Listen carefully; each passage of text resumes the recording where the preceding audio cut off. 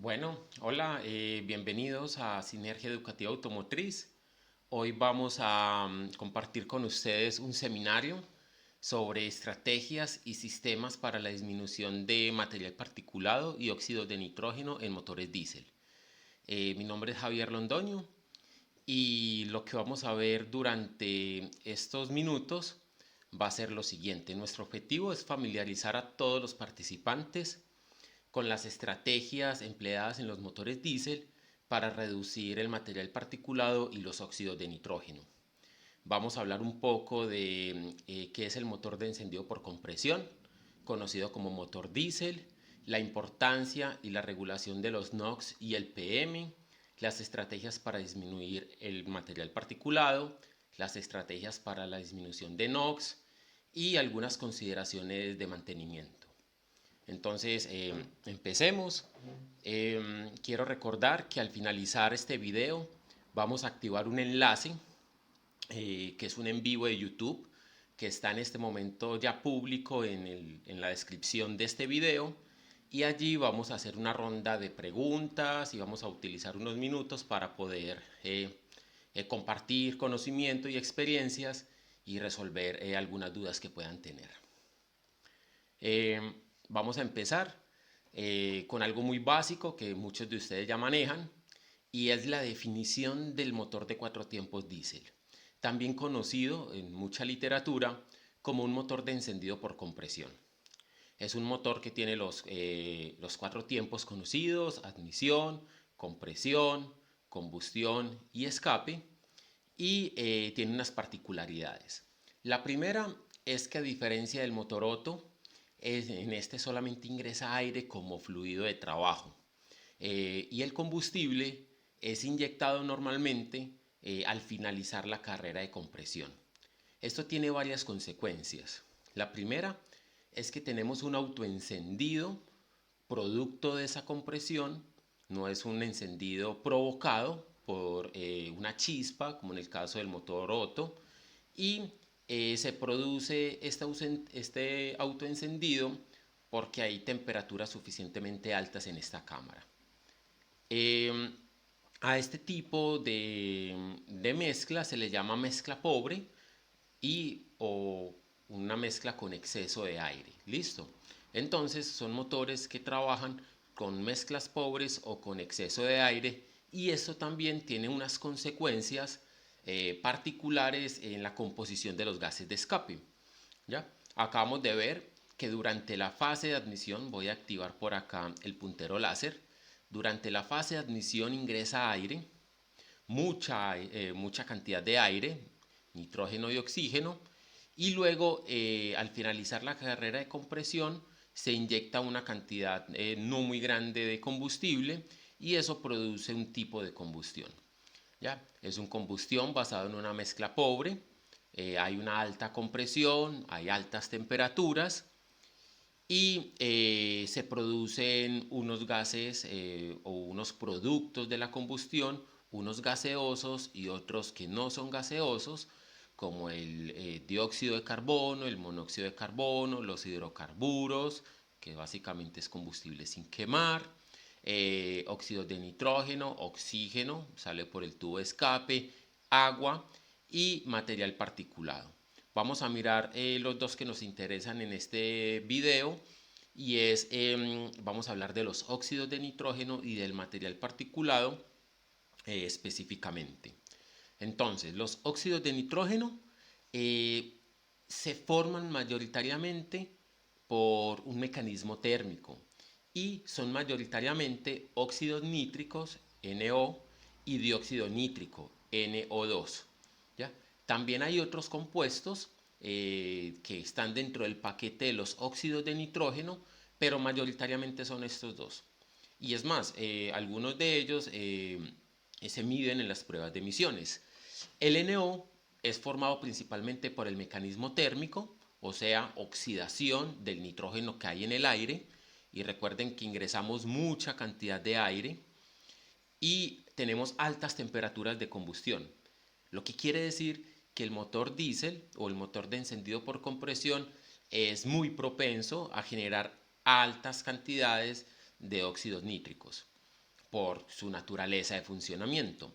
Y luego viene una reacción secundaria, que es la formación del dióxido nítrico, que se puede dar básicamente de dos formas. El primero es cuando el NO que ya se formó por el mecanismo térmico entra en contacto con el agua, que también es un subproducto de la combustión, oxidándose un poco más y formando el dióxido nítrico. O otra forma es una consecuencia del uso de catalizadores de oxidación. Recuerde que utilizamos catalizadores de oxidación para disminuir gases nocivos como el CO y los HC, pero entonces también se oxidan algunos NO y se convierten en NO2. Entonces allí tenemos básicamente y a grosso modo los mecanismos de formación de los óxidos de nitrógeno en los motores diésel. Por otro lado, tenemos la formación del material particulado, y el material particulado se define como cualquier materia presente en los gases de escape que estén en estado líquido o gaseoso, o sólido, perdón, en estado líquido o sólido. Y hay de dos tipos: hay partículas primarias y partículas secundarias. Las partículas primarias son las que son el producto inmediatamente después de la combustión, o sea, las que salen de la válvula de escape. En este punto están las partículas primarias. Luego se convierten en partículas secundarias durante todo el ducto de escape y se pueden convertir o transformar por colisiones, pues se pueden colisionar entre ellas y formar partículas un poco más grandes, o porque se le adhieren otros compuestos de los gases de escape, y entonces pueden tener ya diferentes composiciones. Estas partículas secundarias que ya salen por el tubo de escape finalmente son las partículas que se regulan, las que respiran las personas y las que tienen un impacto en el medio ambiente, porque las partículas primarias como tal pues no salen del tubo de escape, pues porque sufren unas transformaciones, por así decirlo. Esas partículas secundarias tienen unas composiciones típicas que ya han sido algo estudiadas. Algunas de ellas, mayormente son hollín, otras son aceites sin quemar. Aquí es muy importante, y luego vamos a hablar de la importancia del aceite del motor de combustión interna para disminuir esta parte, las partículas cuya composición principal es el aceite sin quemar. El otro es el combustible sin quemar, otro pedazo son sales y aguas, y otros, ¿cierto?, con otros compuestos. Entonces, si miran esta torta, la mayor parte son cosas que ya conocemos: el hollín, el aceite sin quemar y el combustible sin quemar. En la regulación se suele regular o controlar la masa que se emite y el número de partículas. Y yo quiero aquí aclarar las dos diferencias. Vamos a suponer que tengo una partícula lo suficientemente grande y que tiene una masa, ¿ya? Y esa partícula yo la voy a fragmentar en muchos pedacitos. Pero esos pedacitos, cuando yo los pongo en una balanza lo suficientemente precisa, van a pesar todos juntos lo mismo, van a tener la misma masa. Entonces yo puedo tener una partícula con una masa X y muchas partículas que al sumarlas tienen esa misma cantidad de masa. Por eso, aquí el número es diferente, aquí es una sola que pesa X y aquí son muchas que pesan X. Por eso las normas actualmente tienden más a darle importancia al número de partículas que a la masa, porque el número de partículas empieza a ser relevante, porque entre más pequeñas pues es más difícil pesarlas, pero también son más dañinas para la salud y para el medio ambiente, mientras que las más grandes hay formas de controlarlas, por así decirlo, y es por ejemplo utilizando filtros de partículas. Eh, ¿Por qué es importante la regulación de los NOx y el material particulado?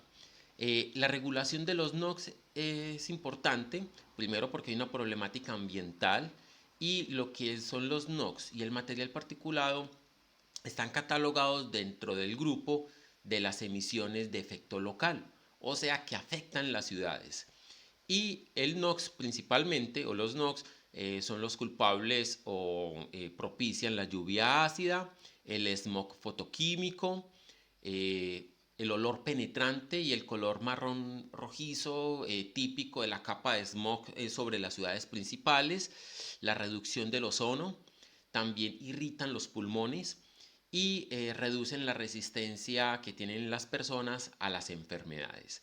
Y el material particulado, por su lado, recuerden que es cualquier materia presente en estado líquido, sólido en los gases de escape y normalmente es lo suficientemente pequeño para pasar los filtros naturales del cuerpo y depositarse en el tejido pulmonar, eh, incluso pasar el alveolo y llegar al torrente sanguíneo, lo que hace que también se deposite en el cerebro y se deposite en el corazón. Entonces estos afectan los dos directamente la salud de las personas y de los animales. Eh, en cuanto a las regulaciones, dadas estas consecuencias medioambientales y en la salud pública, han habido varias regulaciones que han empezado a limitar la producción de NOx en los vehículos diésel, pesados y livianos. Y aquí tengo un resumen histórico de cómo las normas se han ido haciendo un poco más estrictas cada vez hasta llegar a la actual norma Euro 6 y a la futura Euro 7. Aquí vemos que, por ejemplo, en la Euro 1 había un límite para el material particulado. Este era un límite de la masa de partículas. Ya sabemos que no es muy buena para referirnos a la cantidad de material particulado que sale, pero pues en su momento era la norma. Se controlaba la masa en aproximadamente 0.14 gramos por kilómetro y el óxido de nitrógeno en aproximadamente 0.9 gramos por kilómetro. Como se pueden dar cuenta, cuando sale la Euro 2, baja el límite de PM y también baja ligeramente el límite de NOx. Luego en la Euro 3 baja aún más, se posiciona por acá y luego el NOx también baja más. La Euro 4 sigue bajando y en el caso de la Euro 5 y Euro 6 pues toca hacer un zoom para poder ver los límites. En cuanto a la Euro 5, Euro 6, si se dan cuenta, el límite de material particulado en masa no fue movido, pero sí el límite de los óxidos de nitrógeno. Y aquí en letras romanas vemos también la evolución de estas regulaciones para los motores pesados o para los vehículos pesados. La diferencia principalmente es que el factor de emisión se mide en gramos por kilovatio hora y para pues, ambas emisiones de escape. Aquí tengo un resumen de lo que son los límites de NOx, PM y número de partículas para la Euro 7 que entra en vigencia en el 2027 en la Unión Europea para las diferentes categorías de vehículos. Vemos que los NOx para los vehículos livianos está alrededor de 80 miligramos por kilómetro, la masa de partículas en 4.5 miligramos por kilómetro y el número de partículas desde PN10, desde 10 nanómetros hacia arriba, pasa ya es de 6 por 10 a la 11 número de partículas por kilómetro recorrido. Realmente estos son números grandes, pero son partículas también muy pequeñas las que se están empezando a regular. Entonces, tenemos la regulación, tenemos el efecto en las personas y tenemos una tecnología de motor que genera estas emisiones. Entonces los fabricantes han empleado unas estrategias para disminuir los NOx y el material particulado y es utilizando unos sistemas de control de emisiones. Hay unas estrategias que podemos llamar internas, medidas internas y de combustión, y otras que podemos llamar externas. Vamos a hablar poco de las internas y es todas aquellas que modifican o cambian la combustión de tal forma que al finalizar esta parte, los gases de escape que están, que están por acá, perdón, tienen una forma, una composición y las partículas también. Listo, entonces es todo lo que podamos hacer antes de la salida básicamente de la turbina. Todo lo que podamos hacer y que modifique esas condiciones iniciales de los gases de escape. ¿Ya? Entonces aquí podemos tener diseños de cámaras de combustión, válvula variable en el tiempo, diseño de los colectores de admisión y de escape, recirculación de los gases de escape de baja y de alta presión, sobrepresión, el uso de turbos y bueno, y todo lo que me pueda ayudar a mejorar la combustión. Entra el combustible, el tratamiento del aire, en fin. Entonces hay medidas internas y ahora vamos a ver que como técnicos de servicio, como ingenieros de mantenimiento, tenemos mucho que hacer allí para mantener las cosas funcionando de forma correcta. Y luego vienen las medidas externas, que vienen en auge debido a que de forma interna empieza a ser muy difícil y todo lo que hagamos o afecta las emisiones o afecta el rendimiento o afecta el consumo de combustible y entonces de forma interna empieza a ser cada vez más difícil lograr pues como hitos y hacer cosas importantes, pero de forma externa hay mucho por hacer y han habido desarrollos importantes en las últimas décadas. Eh, y esto es lo que llamamos sistemas de posttratamiento. Y es todo lo que podamos hacer de forma química, ya sea por oxidación, reducción, filtros y todas las medidas que podamos tener para hacer que los gases que entran por acá y el material particulado, llamémoslo todo, eh, pues los productos de la combustión tengan unas transformaciones o unos cambios tal que sean menos nocivos a la salida del ducto de escape. Finalmente, ese es el objetivo de todos los sistemas de posttratamiento. Vamos a verlos uno por uno. Vamos a hablar un poco de las medidas internas. Entonces, las medidas internas son todas las que pueden cambiar la combustión. Y allí tenemos algunas como pueden ser medidas dadas por diseño, que muy raramente podríamos cambiar en el taller. La única forma de cambiarlas es hacer malas prácticas de mantenimiento y las hay. Y puede ser, por ejemplo, la válvula variable en el tiempo, el diseño de los colectores de admisión y de escape, la relación de compresión, ya tenemos motores de relación de compresión variable, por ahí hay algunos que ya están empezando a incursionar en el mercado, pero recuerden que la relación de compresión se puede estar dando también por el diseño del pistón, entonces hay que tener mucho cuidado que el pistón no solo es compatible si tiene el mismo diámetro, si la biela es compatible, si tiene la misma altura, sino también en el diseño de la parte superior de la cabeza del pistón es muy importante porque podemos estar cambiando negativamente la relación de compresión. En cuanto al combustible, también es un tema que, pues obvio, afecta a la combustión. Entonces aquí hay estrategias como la reducción de azufre, el uso de biocombustibles, combinaciones, muy común en el mercado colombiano también, la utilización de combustibles gaseosos. Entonces ya hablamos de bicombustibles, inyección dual, dos sistemas de inyección en paralelo, uno que inyecta un combustible gaseoso en el aire de admisión y eso enriquece un poco la mezcla y luego la inyección del diésel y bueno, y se habla ya entonces de tasas de sustitución de combustible para llegar a las potencias y al rendimiento esperado. Y también emulsiones que básicamente son algunos aditivos que le agregan algún compuesto como agua al combustible para disminuir las temperaturas de combustión y controlar los NOx. También hablamos de la mezcla, entonces aquí entra a jugar la parte homogénea de la mezcla, que logremos que la inyección sea en un ángulo y de una forma tal que todas las partículas de combustible logren llegar pues al oxígeno y se queme completamente y pues también todo lo que tiene que ver con la presión de inyección. Y pues obvio también los sistemas EGR de baja y alta presión que también alteran la composición de la mezcla de aire combustible, controlando la temperatura de combustión, pero también tiene pues unas consecuencias en cuanto al rendimiento y a la formación de material particulado. Luego, aquí vamos a hablar de las estrategias para disminuir, pero ya en cuanto a medidas externas, post tratamiento, y aquí lo vamos a partir en dos. Vamos a hablar primero del filtro de partículas. Y básicamente con el filtro de partículas nos hemos quitado un problema de encima y es el material particulado.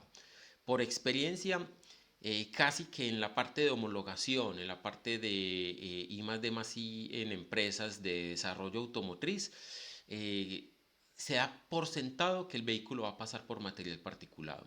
Los filtros de partículas realmente funcionan bien, tienen problemas, pero cuando están funcionando bien, eh, cumplen su cometido, ¿ya? Y es que retienen las partículas más grandes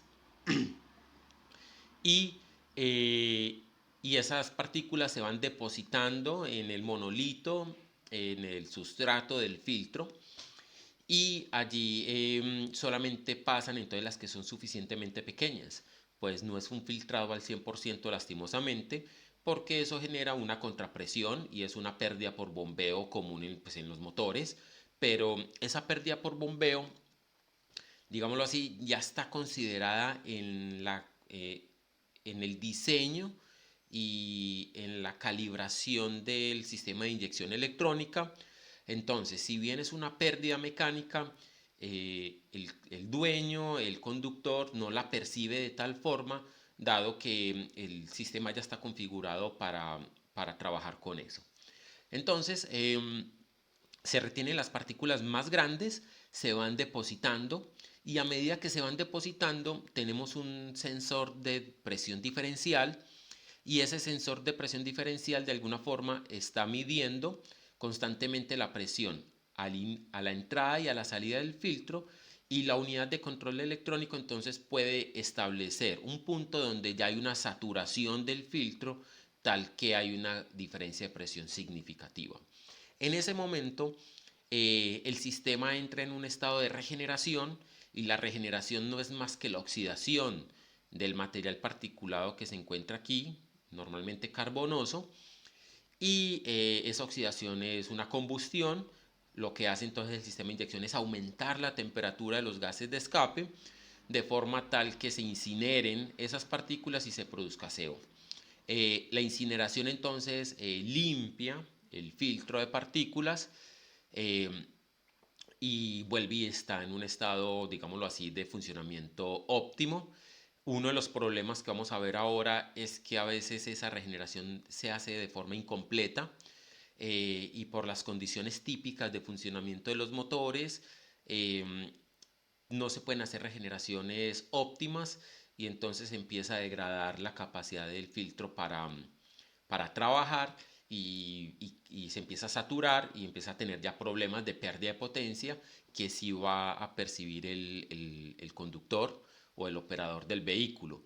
Quiero también decir de que como todos los vehículos no trabajan bajo las mismas condiciones, pues todos no van a tener las mismas dificultades para regenerar. No es lo mismo un vehículo que va a estar trabajando netamente en Medellín, por ejemplo, en paquetería, repartiendo productos internos, que está sometido a un tráfico pesado, y un vehículo, el mismo vehículo, pero que tenga que estar viajando todos los días, por ejemplo, de Medellín a Bogotá o de Bogotá a Cali, pues va a tener unas condiciones de operación diferentes y posiblemente va a poder hacer regeneraciones de una forma más fácil. Luego tenemos, pues ya aquí solucionamos el problema del número de partículas, ahora vamos a hablar de la reducción de NOx y esto se hace con un sistema que se llama el catalizador de reducción selectiva.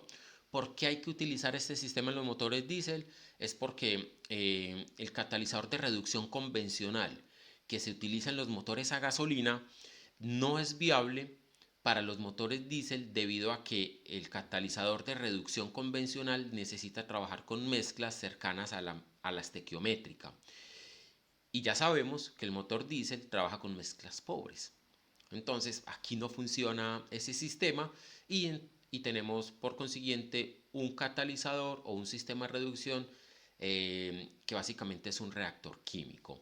En este reactor químico necesitamos utilizar un compuesto adicional que en los motores de barcos y motores estacionarios era el amoníaco directamente, se inyectaba amoníaco, pero en automoción es muy difícil utilizar amoníaco puro porque pues es tóxico y el almacenamiento tiene que ser con muchas precauciones, entonces se utiliza algo diferente.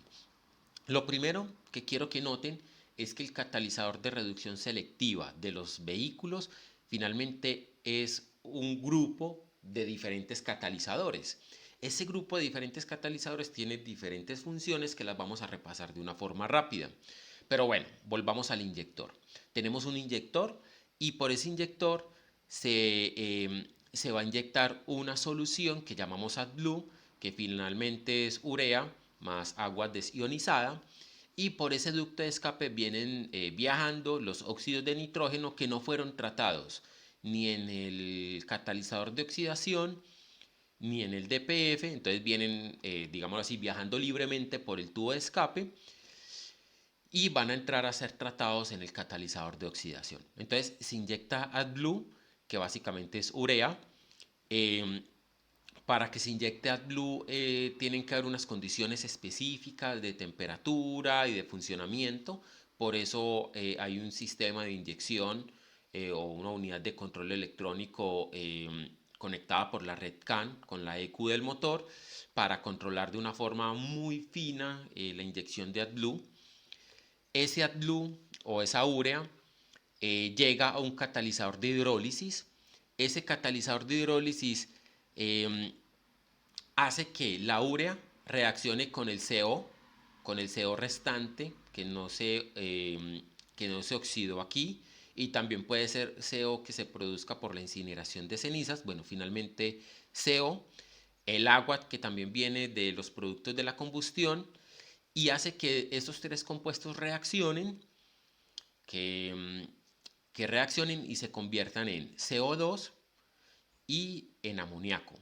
Entonces, ese catalizador de hidrólisis produce CO2 y amoníaco. Entonces, aquí a la salida sigue viajando los NOx libremente, pero ya tenemos amoníaco. Ojo que el amoníaco es un compuesto tóxico, es muy peligroso, y también viene viajando libremente como producto de la combustión el oxígeno.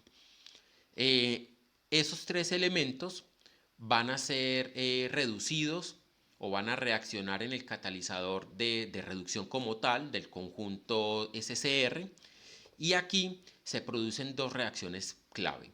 La primera es que el NO reacciona con el amoníaco y el oxígeno, se reducen y se convierten en nitrógeno y en agua, en vapor de agua. Y los NO2, que ya sabemos que también son parte de los NOx, en menor proporción que los NO, reaccionan también con el amoníaco y son reducidos a nitrógeno y agua. Entonces, en teoría, después del SCR ya no hay producción, o ya no pasan los NOx, y por el contrario pasa entonces nitrógeno y agua, pero ya sabemos que hay unas tasas de conversión. Y las tasas de conversión son altas, son normalmente por encima del 85-90%, y eso quiere decir que finalmente siguen saliendo NOx, pero con una reducción significativa. Uno de los grandes problemas es que acabo de hablar de que la conversión no es perfecta. No se convierte ni el 100% de los NOx y a veces tampoco el 100% del amoníaco. Por eso, la inyección de urea debe ser muy fina para evitar que se produzca amoníaco en exceso y ese amoníaco salga a la atmósfera. Para evitar eso, se instala un catalizador de oxidación adicional que lo que hace es tratar el amoníaco, y también se instala un sensor de NOx, o incluso en algunos vehículos pueden haber sensores de amoníaco para controlar como tal el sistema SCR y que no se emitan partículas mucho más nocivas de las que eran inicialmente. Aquí entonces hay que hablar de que la inyección de urea y el sistema SCR es muy importante y es muy sensible para disminuir las emisiones de gases nocivos. Todo esto se hace porque ya sabemos que hay una norma y esas estrategias funcionan de forma combinada, y es muy importante entender lo siguiente, que no funcionan de forma independiente, y si no funcionan bien de forma combinada no se logran los objetivos de las emisiones. Vamos a suponer, bueno, ya sabemos que tenemos unas medidas internas, combustión y EGR, y unas medidas externas, post-tratamiento, DPF y SCR, y que tenemos unos objetivos. El objetivo es llevar las emisiones iniciales del motor, que pueden estar aquí por diseño, y el objetivo es llevarlas a este punto, que es donde están las normas actuales. ¿Listo?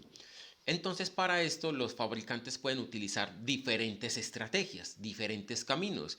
Uno de ellos puede ser, entonces, por combustión, en rojo, disminuyo la cantidad de NOx, ya saben ustedes cómo, por ejemplo, disminuyendo la relación de compresión, la presión en cámara, pero eso me aumenta el material particulado. Listo, entonces disminuyo los NOx sin afectar mucho la potencia del motor, el rendimiento, un poco disminuyo la relación de compresión, luego en negro monto un DPF, entonces las emisiones de partículas caen abruptamente y ya estoy en este punto. Y en este punto instalo un sistema SCR que me lleve las emisiones de NOx de este punto a este otro punto y cumplo mi objetivo. Otro camino puede ser sacrificar un poco las emisiones de NOx, aumentarlas por combustión, una relación de compresión un poco más alta. Luego utilizo EGR para hacer recirculación y controlar la temperatura de combustión. Aunque eso me va a disminuir los NOx, aumenta el material particulado, pero vuelve y juega. Pongo un filtro de partículas y un SCR y cumplo. Otro camino puede ser, que es uno de los menos habituales, que es producir NOx por mucho, aumentando mucho la relación de compresión. Esto hace que los motores sean muy eficientes, pero también tengan que ser muy robustos, con paredes de cámara muy gruesas y todas esas cosas, muy pesados. Y luego monto un SCR. Y de alguna forma puedo cumplir. Esto casi no se utiliza porque son motores muy grandes, muy robustos. Otra forma podría ser no aumentar tanto esa producción de NOx, motores un poco más livianos. Sigo produciendo material particulado, pero aquí posiblemente pueda cumplir las emisiones de NOx, pero el material particulado siga siendo muy alto, entonces te toca instalar, por ejemplo, sistemas DPF o retrofitting. Bueno, entonces tenemos este ejemplo de algunas de las estrategias.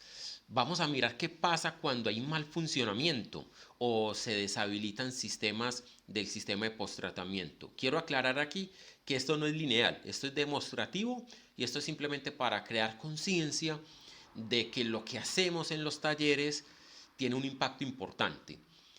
¿Por qué? Porque finalmente, ¿quiénes son los que deshabilitan los sistemas? Los mecánicos, los técnicos de servicio, las personas que se supone tienen que saber de esto, somos los que a veces nos formamos para manipular los sistemas de inyección, para engañarlos, para quitar el catalizador internamente y que solamente quede el tarro y esas cosas. Y finalmente nosotros también somos los que les damos las recomendaciones al cliente para llegar a estos casos de mal funcionamiento o de deshabilitación de sistemas. Entonces vamos a utilizar este camino para llegar a este punto como ejemplo. Recuerden que en este camino aumentamos la relación de compresión ligeramente, tenemos un aumento de NOx, luego hacemos EGR, recirculación de gases de escape, bajamos los NOx, pero aumentamos el material particulado, ponemos un DPF, bajamos el material particulado y de último bajamos los NOx abruptamente o de una forma significativa también con la instalación de un SCR. Primer caso, vamos a deshabilitar el EGR. Eso no sirve para nada o está funcionando mal, está muy obstruido y entonces el EGR deja de funcionar. Ya el punto de partida para el DPF no es este, el punto de partida es este. Entonces, el sistema trata de seguir trabajando, sigue reduciendo partículas, pero los NOx ya no alcanzan a llegar al target. ya no se disminuyen de forma suficiente para llegar a este punto. Entonces las emisiones pueden ser muy superiores a las esperadas. Ya ahora lo vamos a ver qué tanto. Otro caso, vamos a deshabilitar o hay un mal funcionamiento del DPF. Entonces ya el punto de partida de los NOx del SCR no va a ser este, el EGR sigue funcionando y baja acá, sube el PM, pero el SCR empieza a trabajar desde este punto. Mientras trabaje, y va a disminuir los óxidos de nitrógeno, pero el PM va a quedar siendo o muy alto o bueno, va a estar por las nubes, por así decirlo. Otro caso es el SCR. Deshabilitamos el SCR, no sirve para nada y ya el punto de partida, o mejor dicho, el punto final de los NOx va a terminar siendo este de acá, porque el SCR no está funcionando. Obtuvimos la reducción por EGR en los NOx, la reducción del material particulado, pero los NOx no van a llegar al target o al objetivo, que es tener emisiones controladas dentro de una norma. Recuerden que depende del camino que haya escogido el fabricante, el que diseñó y programó y calibró el motor. Listo. ¿Cuánto pueden subir? Hace unos días estaba yo revisando un artículo científico publicado en la revista Sustainability, y es un artículo donde midieron las emisiones de óxido de nitrógeno en vehículos Euro 6D, que ya son muy comunes en el mercado colombiano, manipulando los sistemas de control de emisiones. O sea, cogieron este coche, le pusieron un equipo de medición de emisiones portátil y se fueron a medir en la vida real. Fueron a la ciudad, entonces recorrieron entornos urbanos, después fueron a carreteras rurales y después en autopistas y midieron las emisiones de NOx eh, con el vehículo funcionando bien y luego deshabilitando sistemáticamente algunos componentes. Entonces, cuando el sistema estaba funcionando bien, perfectamente, las emisiones de NOx en miligramos por kilómetro estaban entre 6 y 13 miligramos por kilómetro.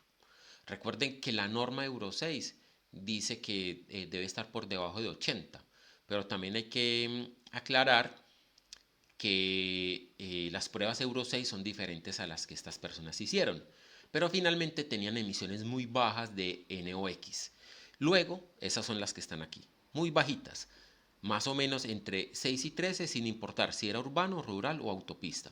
Luego deshabilitaron el SCR y se encontraron que las emisiones podían ser entre 15 y 22 veces superiores a las medidas inicialmente. Luego deshabilitaron la EGR de alta presión y se encontraron que las emisiones podían ser 33 a 52 veces superiores.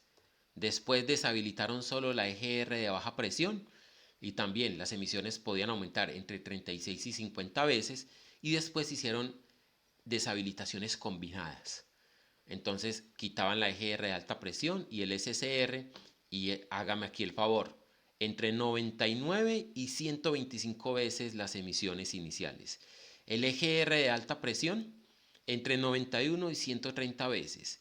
Y el EGR de alta presión, el EGR de baja presión y el SCR deshabilitados, el vehículo podía contaminar entre 99 y 128 veces. ¿Qué quiero decir con esto? Que un solo vehículo puede estar contaminando lo de 130 vehículos si nosotros deshabilitamos o hay mal funcionamiento en los sistemas de control de emisiones. Un solo vehículo podría estar contaminando lo de toda una flota.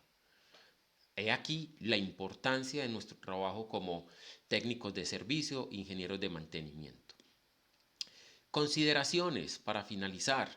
Para el mantenimiento en el taller y la utilización de SCR, DPF y EGR. Entonces vamos a hablar de 5 aspectos. En Colombia tenemos el desafío del biodiesel en los sistemas de posttratamiento. También vamos a hablar de factores que afectan la generación de hollín, condiciones del motor y efectos en el sistema de emisiones, importancia del espesor, por ejemplo, de la arandela en los inyectores, diésel, y el uso de aditivos y malas prácticas comunes. Entonces vamos a empezar. Desafíos del biodiesel. Entonces, lo que pasa es que el uso del biodiesel en Colombia y pues en otros países ha tenido una ventaja en la reducción del azufre, pero ha generado o este genera que hayan muchos depósitos que se pueden quedar en el radiador de los EGR o en el mismo EGR como lo ven acá, depósitos que pueden afectar el DPF o incluso este es un inyector de urea donde aquí hay un depósito de hollín que pudo haber estado pues tapando los orificios para la inyección del AdBlue. Entonces miren que los depósitos de hollín pueden estar afectando estos sistemas. Pues esto cómo se corrige. Primero, conociendo pues que tenemos el problema que por el uso del biodiesel esto es más común, entonces tenemos que hacer mejores rutinas de mantenimiento y verificar muy bien las condiciones de operación de nuestros coches, de nuestros clientes, entender muy bien cómo ese vehículo es que trabaja, en qué entorno trabaja, bajo qué condiciones, si es que viaja extraurbano, si solamente se mantiene en la ciudad, porque mis recomendaciones de mantenimiento van a ser diferentes para esa persona que para otra. Eh, Recuerden que esto se puede ver agravado por que se generen ciclos o no se den ciclos de regeneración completos y más bien sean incompletos. Y esto es muy frecuente cuando hay condiciones de trabajo, digámoslo así, pesado, de atascos, mucho tráfico pesado, muy bajas velocidades promedio, mucho tiempo en ralenti y entonces estos vehículos es muy probable que sufran de estos problemas, de problemas de depósitos en los EGR, DPF, incluso en el SCR. Vamos a ver otros factores que afectan la generación de hollín. Ojo con los filtros de aire obstruidos. Un filtro de aire obstruido puede entonces hacer que la mezcla se enriquezca y pues cuando se enriquece, pues ya sabemos que hay más hollín en los productos de la combustión. Mucho funcionamiento prolongado en ralenti. Las malas prácticas de dejar el coche mucho tiempo en ralenti que porque está calentando, eso ya de pronto no es tan viable en los vehículos modernos y esto afecta mucho la producción de hollín. También un nivel bajo de combustible. ¿Quién lo creyera? Tener el combustible muy bajo hace, pues ustedes saben que en los motores diésel el combustible trabaja a alta presión, esto hace que se caliente mucho, entonces cuando retorna al tanque, por el retorno y en el tanque eso también funciona como un disipador de calor, entonces se supone que el combustible que vuelve y se inyecta por la línea de baja presión para llegar a la de alta presión ya viene con menor temperatura, pero si no ha bajado de temperatura lo suficiente, también ustedes saben que la viscosidad es inversamente proporcional a la temperatura y esto hace que caiga la viscosidad y entonces hayan fallos en la presión de inyección por temas de caída de viscosidad y entonces la ECU va a tratar de compensar estos fallos de caída de presión haciendo cambios en los tiempos de inyección, lo que puede proporcionar o producir más NOx. Eh, También hablemos del desgaste del motor y aquí hay que hablar del desgaste, pues hay un desgaste natural, pero también sabemos que como técnicos de servicio, ingenieros de mantenimiento, podemos hacer buenas prácticas de mantenimiento, utilizar filtros de buena calidad, aceites adecuados y hacer los cambios de aceite con las rutinas adecuadas, porque si esto no se hace bien, va a haber un desgaste prematuro en el motor quiere decir que pueda tener pérdidas de compresión considerables y aún así seguir encendiendo. Recuerden que hay motores que encienden con bajas relaciones de compresión, pero vas a tener muchos inquemados, mucha producción de HC, mucha producción de material particulado, de hollín, y esto va a hacer que también se saturen de una forma más rápida el DPF, el EGR y que lleguen partículas al SCR y también lo afecten. Ojo con las especificaciones del aceite. Los motores con riel común necesitan aceites de bajo contenido de cenizas y compuestos que se puedan quemar. Hay casos donde los aceites que se utilizan producen inquemados, y esos inquemados no son partículas o material sólido que se va depositando en los catalizadores, en el DPF, y que no se puede regenerar. Y entonces aquí es donde entran a hablar los términos de envenenamiento del catalizador, donde el sustrato pierde la capacidad para trabajar, y entonces ya tenemos problemas en todo el sistema de posttratamiento. Vamos a hablar también de la posición de la tobera. Ojo, que hay una arandela donde se asienta el inyector, y esas arandelas pueden tener el mismo diámetro, pero diferentes espesores. Y entonces modificar la posición de la tobera puede afectar el diseño que por fábrica tenía el sistema de inyección, la calibración. Recuerden que ya es electrónica, ya es tocar el mapa de inyección, y esto entonces afectar el comportamiento de la combustión para el que estaba calibrado el vehículo. Entonces mucho cuidado, que no es cualquier arandela, es la arandela para la que estaba diseñado el sistema, y por esto aquí es muy importante siempre utilizar la información del manual de servicio y ceñirnos a eso, porque pues con eso es que el motor fue calibrado. Mucho cuidado con esto, porque a veces, según me informan algunos colegas, se pueden encontrar incluso diferentes espesores en el mismo motor, o con espesores inadecuados. El sellado de los cilindros, una buena relación de compresión. Esta misma arandela afecta el sellado de los cilindros, pero también una buena calibración de válvulas, un buen estado de válvulas, buenos anillos, pistones en buen estado. Entonces aquí entra mucho a jugar nuestras labores en el mantenimiento. Y acá entramos a jugar todos, los operadores y también los de mantenimiento. Ojo con los aditivos no recomendados. ¿Ya? Esos aditivos que prometen todo: disminuir el consumo, disminuir las emisiones, disminuir la fricción y, y aumentar la vida útil del motor. ¿Ya? De eso tan bueno no dan tanto. Y esos aditivos pueden estar afectando la composición química del combustible, produciendo inquemados, produciendo más hollín, y posiblemente afectando la vida útil pues, del sistema de posttratamiento.